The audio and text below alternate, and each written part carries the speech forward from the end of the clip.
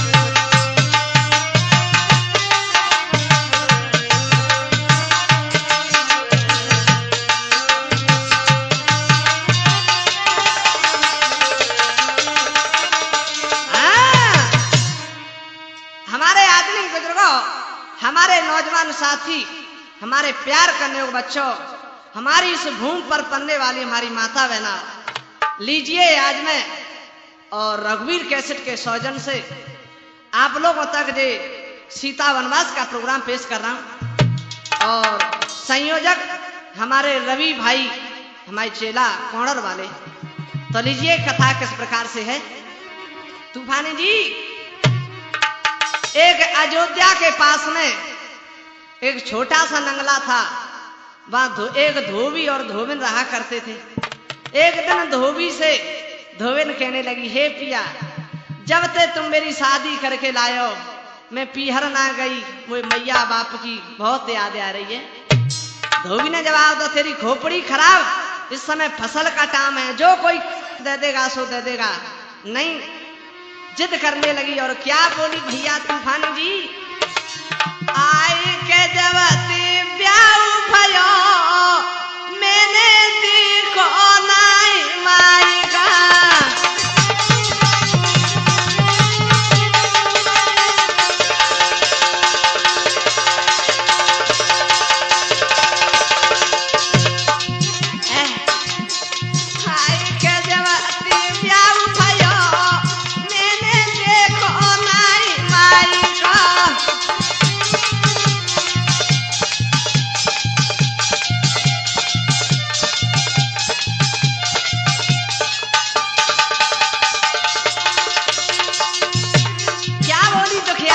हे पिया आते देव कम पिया रंजान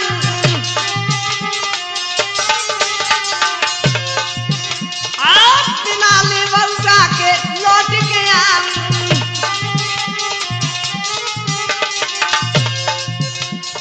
खाए जिया में ओ भटक रहा मैंने देखो नाई माई का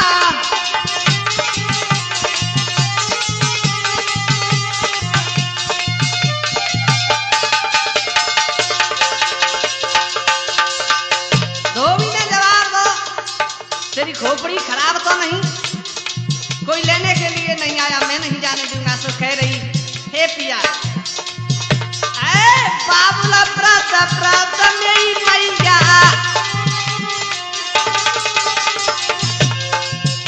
ए बाबुला प्रात प्रात मेरी मैया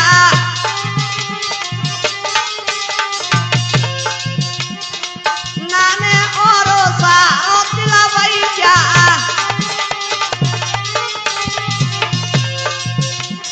जवाब दो मेरा भैया को हंसो नाने आए नाई बिति भ्रात दया का कह रही आए नाई बिति भ्रात दया मैंने देखो नाई माई का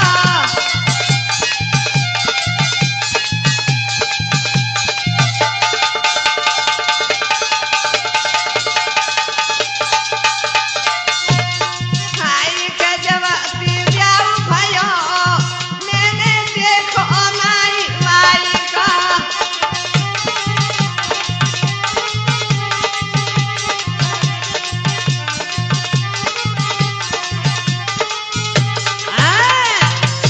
जवाब दो धोबी ने तू चली तो जा लेकिन मैं तुझे लेने के लिए नहीं आऊंगा हाँ ठीक है मैं अपने आप आ जाऊंगा क्या भैया पति की आज्ञा पाई कर वो तुरंत माई के गई 2 दिन बिताई पीहर में सुमात से बोली लली भैया 2 दिन रही 3रा दिन वो से कहने लगी मैया अब तो हम जा रहे अपने विदा ले रही है ससुराल के लिए पीहर से और मैया ने जवाब दो बेटा और रुक 2-4 दिन नहीं मैया उन्हें ये कह दिए बस आ जाइयो तुम जानते हैं कैसो भागो है चलती है विदा लेती है तो तुम जानते हो मैया बिटिया की आत्मा कैसी होती है तूफानी जी कहा बोली के मैया मिल लेरी भोजाए पसारी मैया मिल लेरी भोजाए पसारी ए बन के फदोलनिया चाली दाई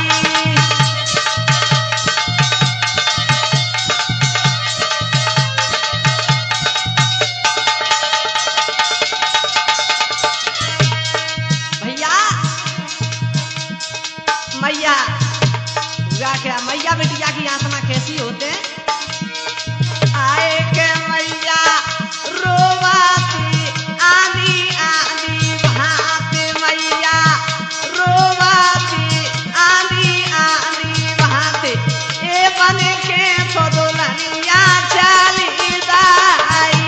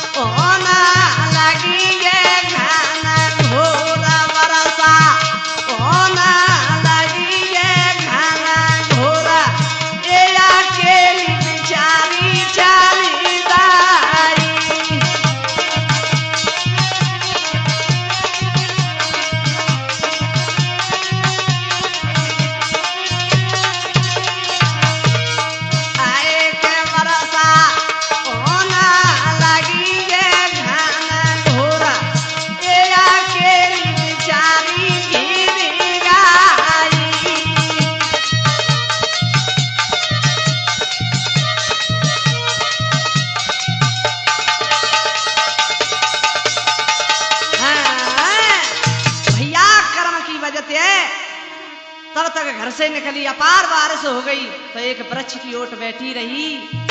ओहो, तब तक दिन अस्त हो गया और जैसे ही चलती आगे के लिए तो हुआ क्या, नदिया सधार चल रही। एकदम से धोबिन क्या बोली है मल्लाह से, अरे मल्लाह की सुनियो भैया, नदिया से कर दे रे वीरन पार।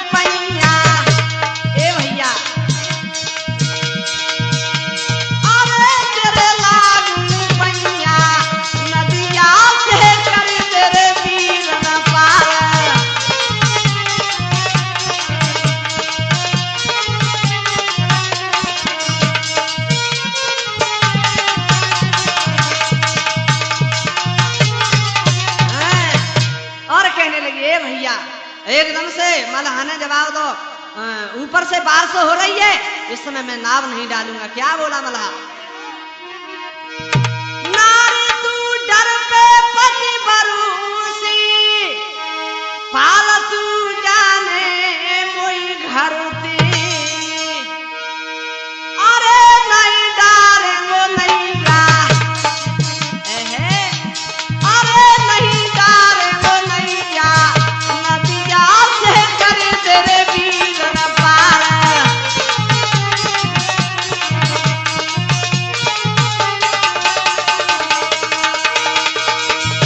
मल्लाह के सुनियो भैया, नदिया से कर दे वीरन पार।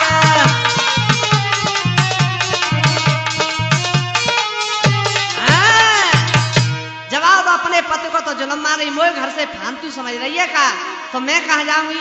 मल्लाह ने जवाब दो, यहीं रुक जा मेरे पास और सुबह हो तो चले जाइए। क्या बोला मल्लाह, परवसी में रुक गई वहां, ए मन में कियो विचार, सुबह में घर को जाऊंगी तो पड़े शोषण मारो। धोबिन कहने लगी, अब मैं घर जाऊंगी तो वो ऐसा भागो मेरी खाल को उखाड़ देगा। ओहो, मल्लाह ने जवाब दे, खड़ी होती है, बोहनी ना बट्टो, खुदा से रटो, सवेरे सवेरे रो रही है। क्या बोला, सुबह सुबह की वक्त में क्यों रही हो धन मचाई, या तू मुझको खाएगी मेरी नावे देगी डुबाई, या तू मुझे खाएगी या मेरी नाव को डुबाएगी, सवेरे सवेरे तू रो रही है। जवाब दो, वीरन तुझे मालूम नहीं मेरा पति ऐसा खोटा है, मेरी खाल को उधेड़ देगा। जवाब दे, तो मैं क्या करूं, चली जा यहाँ से, खड़ी हो जा। धोबिन क्या बोली, बिरन विपता में तीरे, बोला तो अनचित भैया बोला,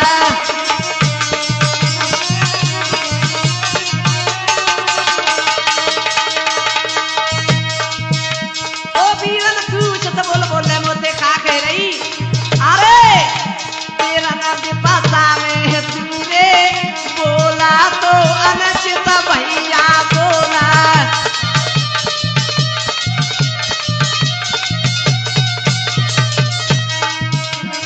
अरे नाई से नाव डो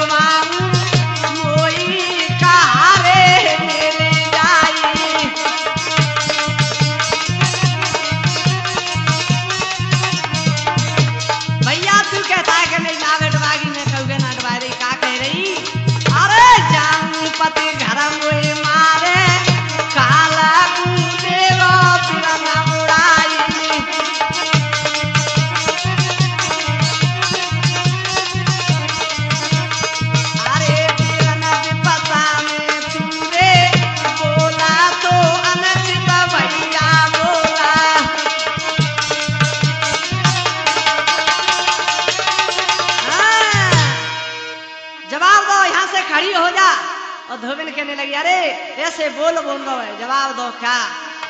अरे बोलो लाल लाल करने ना, बोलो लाल लाल करने ना, रामचंद्र से जाकर कहना,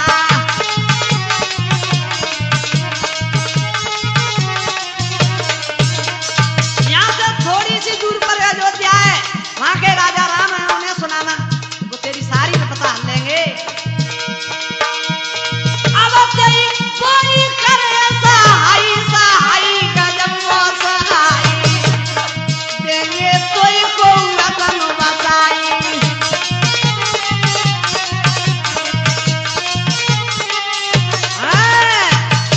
जवाब दो, चली जा।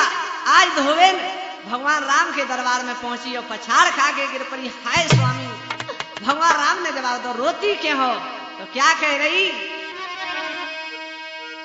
ए के मत पूछो दिल की बात, फिर मैं विपता की मारी, मत पूछो रे दिल की बात।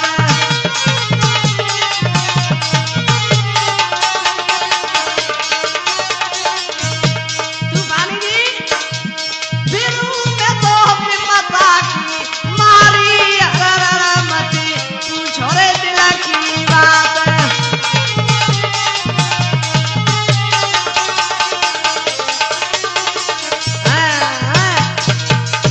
भगवान राम कहने लगे, अरे रोती क्यों? जवाब दो स्वामी। जब मैं घर से चली अवेरी और बरसाने गैल में घेरी, मेरे स्वामी और बरसाने गैल में घेरी, मल्हा के नमका नायदारी, मत पूछो दिल की बात।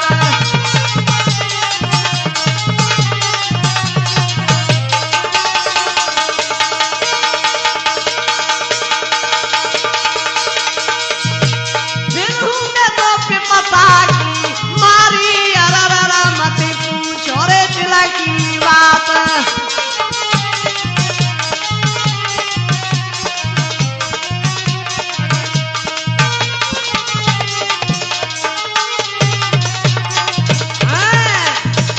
और कहने लगी, सुनो, कोई नहीं है तो मेरे साथ में, और मैं रुक गई वहीं रात में, मेरे स्वामी और मैं रुक गई वहीं रात में, यही मुझ पे विपता है भारी, मत पूछो रे दिल की बात।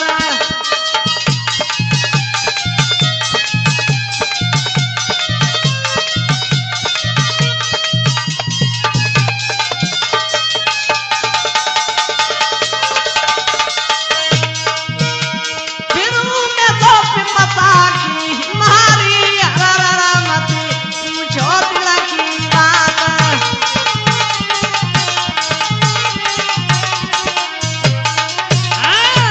भगवान राम ने जवाब दो, पति पत्नी में आत्मविश्वास नहीं तो बेकार का रिश्ता है। जवाब दो महाराज, वो कहू के रिश्ते न मान तो बड़ा भागो है। भगवान ने जवाब दो, हम अपना एक संतरी भेज देते हैं, वो तुमसे कुछ नहीं कहेगा। महाराज तुम्हारे संतरी के ऊपर मारेगा? नहीं नहीं, वो कुछ नहीं कहेगा। हुआ क्या? जब भगवान ने अपना संतरी पास भेज दिया तो वो धोबी क्या कहते हैं, सुपरी लगा के देख लो, जैसे लग रही मन तो हमारी घरवाली आ रही है, और दूर से कहना वो ही तो है, सवेरे खाते आम सी आए टपकी। का करो? धोबी ने ना पूछता चकरी भैया, का करो रवि? वो बैठो मिला डगर में, कस के मारो लट्ठो कमर में, मेरे स्वामी कस के मारो लट्ठो कमर में। एक धद्दों से बचाई गुड़ मनाई गई, भरो वो गुस्सा में भारी, मत पूछो दिल की बात।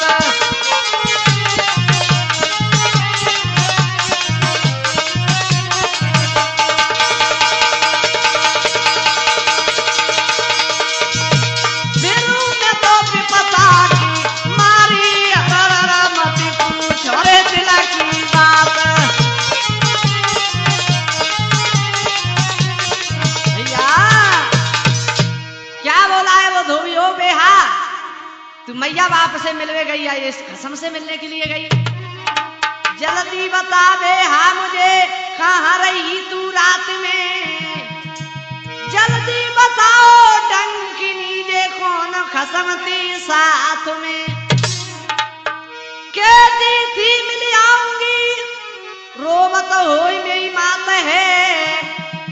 गुस्सा में होकर धोबी ने मारी कमर में लात है। एक लात मारी से बेचारी गुड़मुड़ाई। अरे पिया मारते क्यों हो? जवाब दो बेहा, खड़ी है जा यहाँ से। और क्या बोला है कि रात कहाँ पे रही, रात कहाँ पे रही, क्यों ना बोले सही ठगीदारी, तो कुछ जिंदगी जला दूंगो सारी।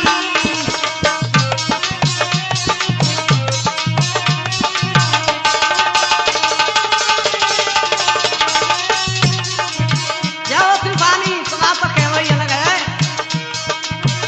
रात कहाँ पे रही, क्यों ना बोले सही ठगीदारी, तुझको जिंदगी जला दूंगो सारी।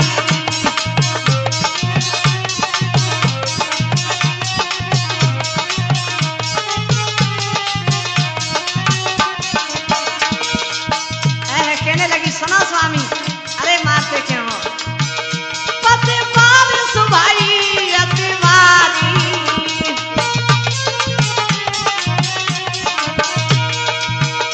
मलाह की ने नमकान डारी।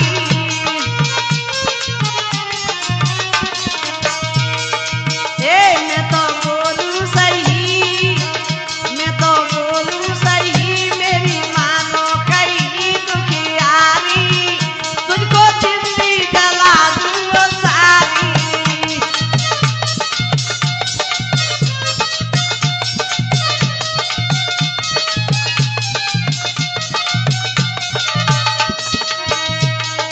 धोबी ने जवाब दो बेहा सुन, ओ जहाँ रही रात वहीं जाना,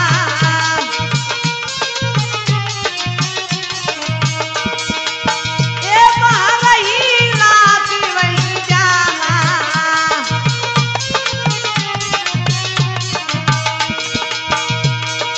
ओ यहाँ की तू आस सज जाना, जवाब जाला यहाँ से वहीं रहना। बातें सुनती रही, बातें सुनती रही, खड़ी रोती रही तो कियारी, तुझको जिंदगी जला दूंगो सारी।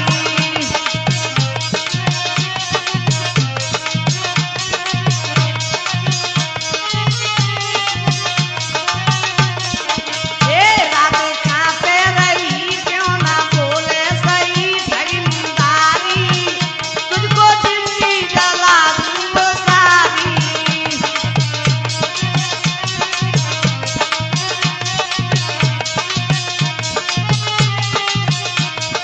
भैया धोबी ने साफ मना कर दिया, संतरी से जवाब दो।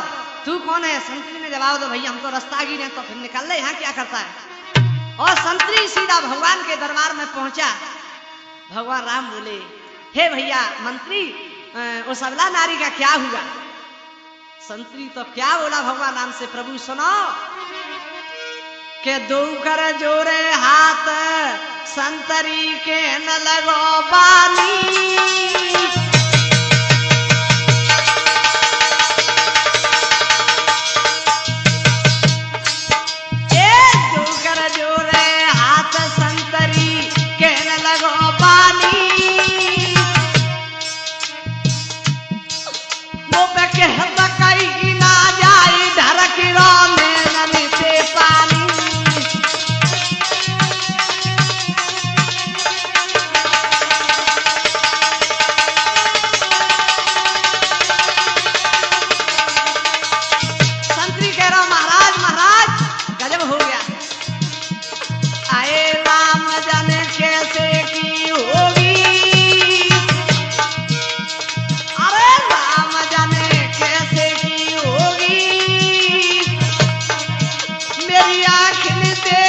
बात मारी रो धोबी तू धोबी।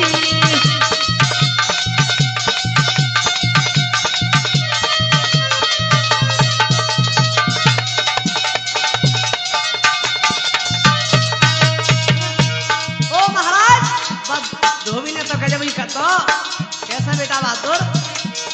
अरे काट लो का बोलो आए हाथ जाके लागी रहो लच्छा ले लेके तुम्हारो नाम सिया को करे रो ठट्टा।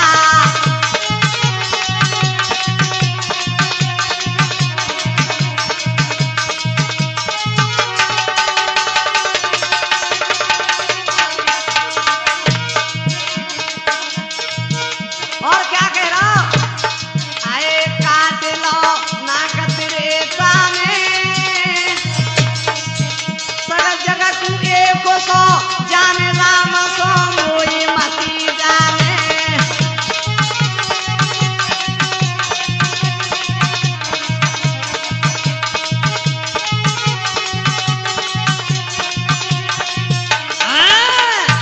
ओ महाराज जवाब तो मैं राम जैसा नहीं, सीता रावण के घर रह आई, उसने घर बसा लिया, मैं नहीं रखूंगा तुझे। ओहो हो का भैया ये बचन सुने रघुबर गई घबराई।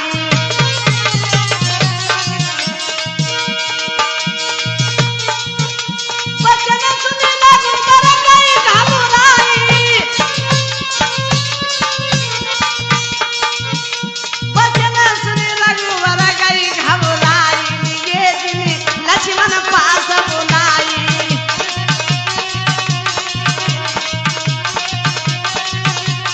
भैया भगवान राम ने लक्ष्मण को पास बुलाया और क्या बोले भैया ए लक्ष्मण के रोई रोई कहे आदि हो राम के रोई रोई कहे आदि हो राम प्रभु अब कैसे की होगी।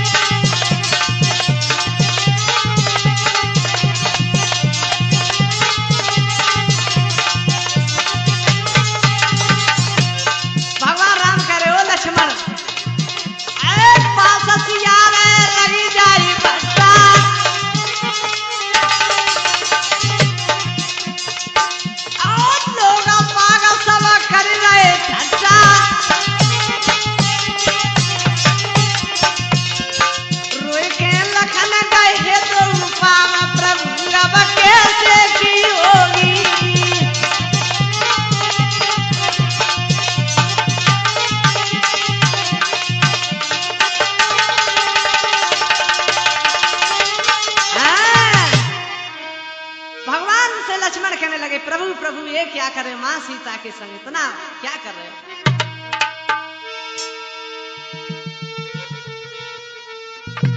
लखन लाल ने कही सुनो बीमानी सोचो मन में आपो कहा दिलो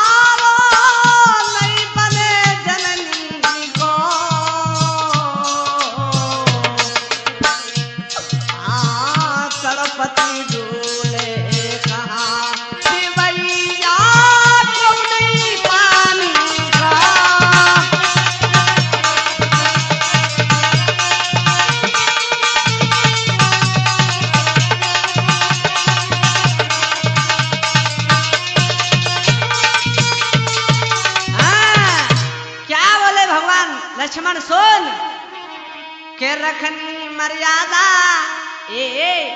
के रखनी मर्यादा सुन लखन सिया को ले जाओ बानों में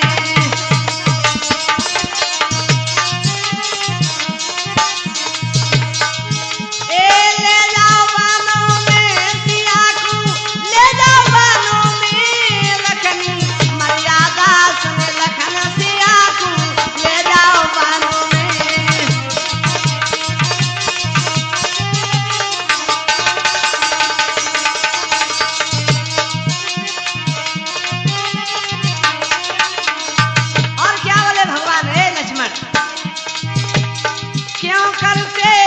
ख्याल जिगर में मिटे न विधि के अंक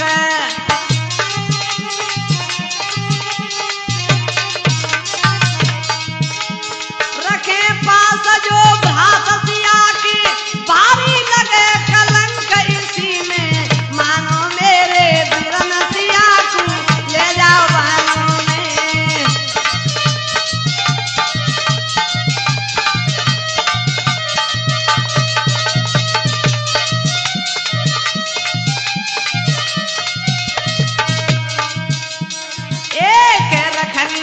मर्यादा सुन लखन सिया को ले जाओ बानों में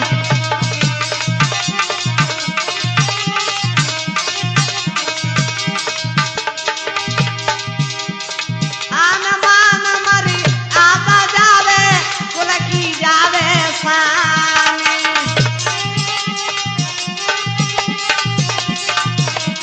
ए भैया कुल की रीत विपरीत चले तो क्या करे भगवान बात कुल की रीत विपरीत चले तो काई को इंसान इसी में मानो मेरे बिरन सिया को ले जाओ बानों में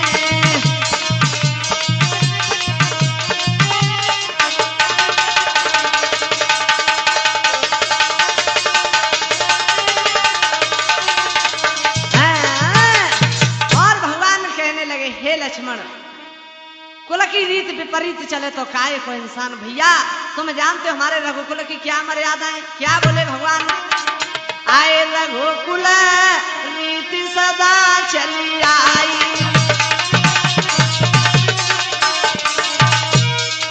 रघुकुल रीति सदा चली आई आए प्राण जाए पर वचन न जाई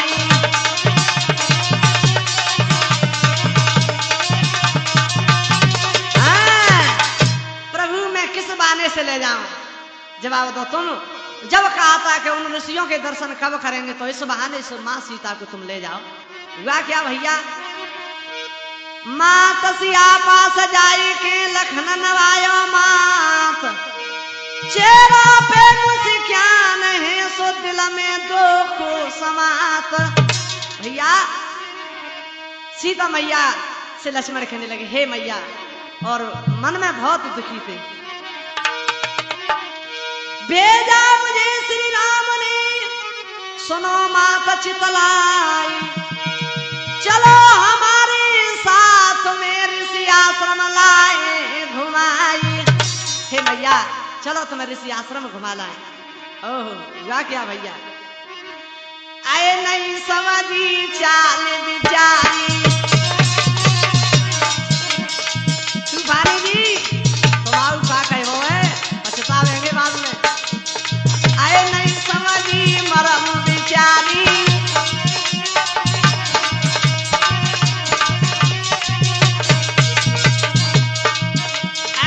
मैया करन लगी तैयारी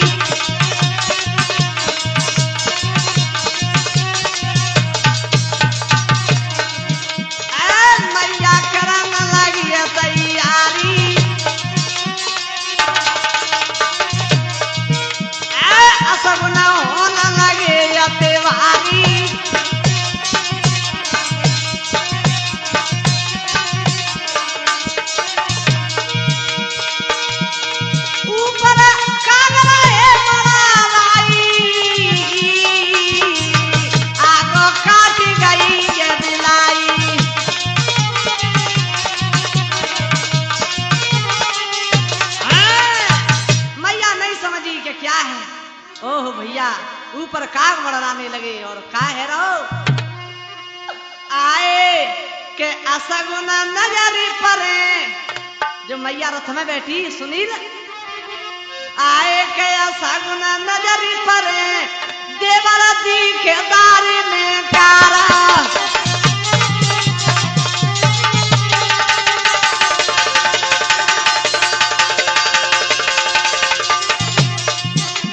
हे देवर तुम्हारे भैया ना तीसरे का बोली मैया आज नगर में छाई रहो और सन्नाटो। आज सही बताऊ लाजली नाटो। आए माता दिल ख्याल करे देवर दिखेदारी में काला।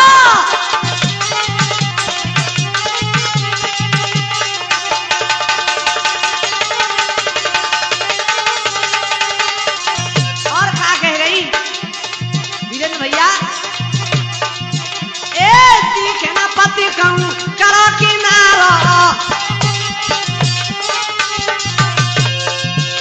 अब बोलो अटल छत्र देखारो।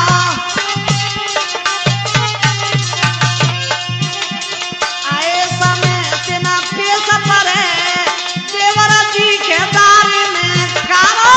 सगुन नजरी परे देवर दिखेदारी में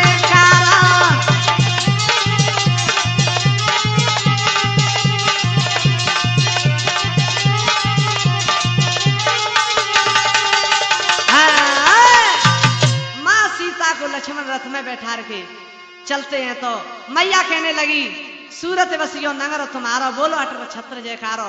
तुम तो हम तो जाए रहे और तुम सूरत बसियो। माँ इस प्रकार से कह करके चल देती है आगे। का भो चलते चलते बनी में पहुंचे तो का भो भैया मैया क्या बोली दिवर छाया में सहता लो चलो न जाई छाले पड़ी पामन में दिवर छाया में सहता लो।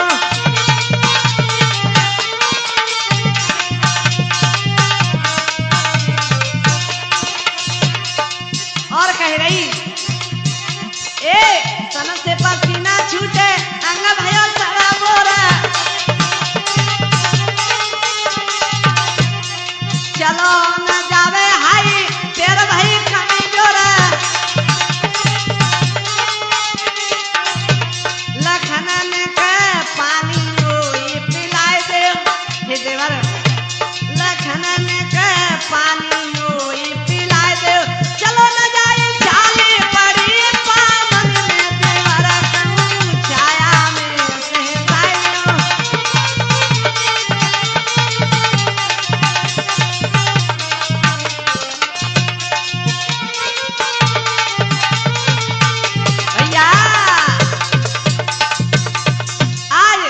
सीता कहने लगी देवर मुझे प्यास लग रही है पानी पिला दो। माँ सीता को एक बरगद के नीचे बैठा ले गए और कहा वो भैया आए लक्ष्मण मन में करता विचार। अरे पानी कहूं नजर नहीं आवे प्यास से मैया रही घबराई। अरे पात्र ले लो जब पानी को साला सरोवर पहुंचे आई। अरे पानी लेके चला बिचारो मेरे महाराज इधर रोई रोई मैया काई रही।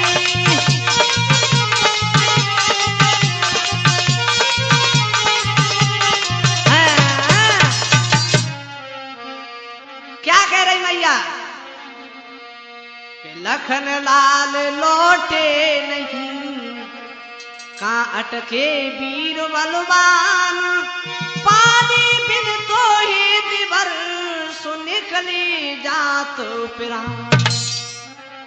एक है कर वो गिरी गई ये जी सीता राजकुमारी। देख दुर्दशा मात की सो लक्ष्मण खातू पछाड़। लक्ष्मण पछाड़ खा के गिर पड़े। ओ भैया ये क्या है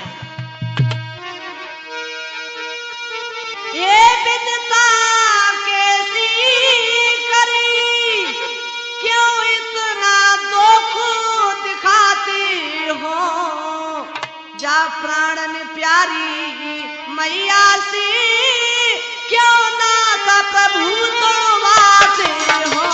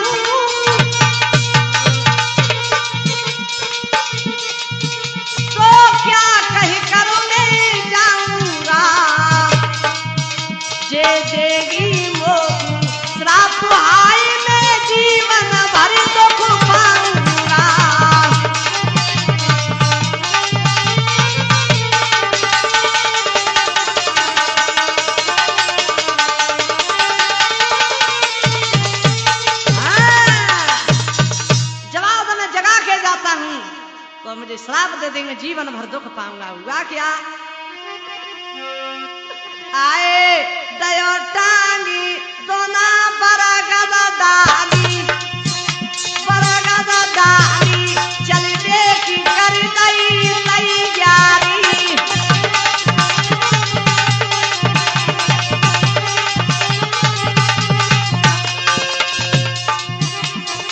आए मुड़ी मुड़ी देखे मन में सोचे, मन में सोचे आसुनी को बे पनार हो गए।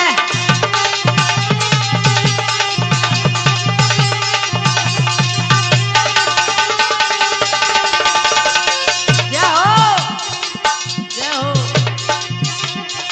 आए जा विकट बनी में मैया को, आए मैया को दिखे नहीं कोई सहार हो गए।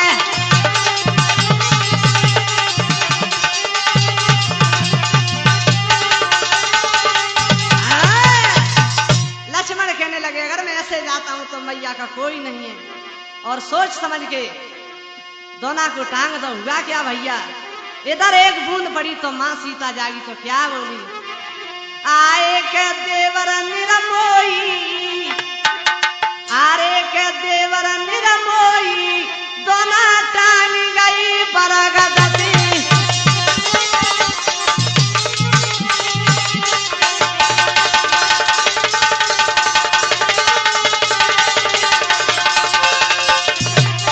आए के देवर निरमोई दोना टांग गई बरगद दी।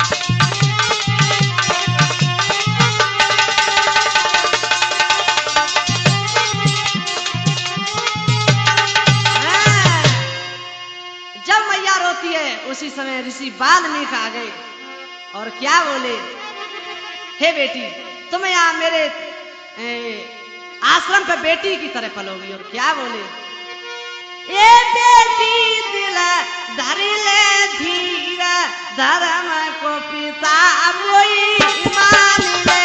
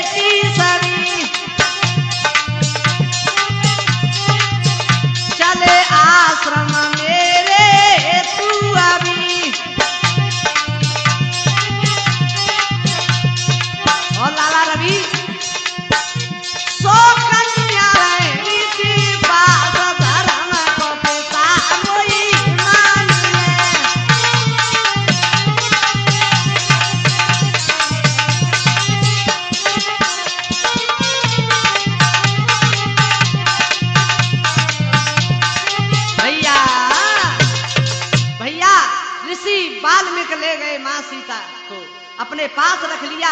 कुछ समय के बाद का भाव, आए दो लाल सियानी जाई ही बन खड़ो में।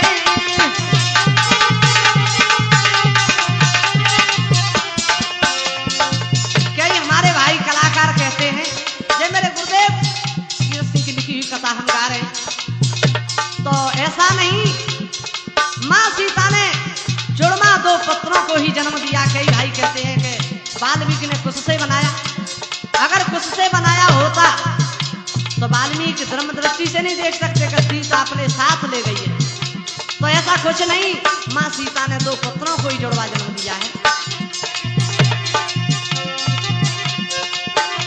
दो लाल सियानी जाई ही बन खड़ो में।